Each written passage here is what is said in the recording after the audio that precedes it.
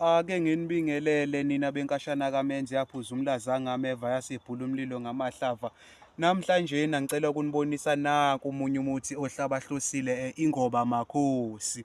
Lo muthi-ke udume kakhulu ezangomeni ngoba izangoma ziyawusebenzisa kakhulu lo muthi ebulawini, abanye baze bawubize ukuthi ubulawu bezangoma. Nina besilo-ke ingoba makhosi yenzani na? Ingoba makhosi njengoba negama lakhona lizisho, igoba amakhosi.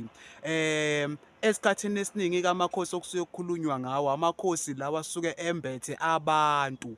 Amakhosi kodwa angahlanjululiwe. Uthole ukuthi umuntu useba ney'nkinga ezingadingeki empilweni yakhe ngenxa yokuthi wembethwe amakhosi amakhulu, amakhosi amadala adinga ukuthi ahlanjululwe ebese umuntu akwazi ukuthi aphile kahle esimeni sempilo yakhe. Lo muthi awugcini nje ngokulungisa imimoya kuphela, uyakwazi futhi nanokuthi ukukhandele ugazi, ukukhandele futhi isithunzi. Uyakwazi futhi nanokuthi uphalaze ugqume ngawo ngenhloso yokuthi wakhe phela inhlanhla. Lo muthi-ke usetshenziswa kakhulu abaphathi, ake ngithi iy'nduna, amakhosi, kanjalo futhi namamenenja-ke futhi emisebenzini. Kuningi okwenziwa yilo muthi-ke nina besilo okuhlabahlosile esimeni sikamoya.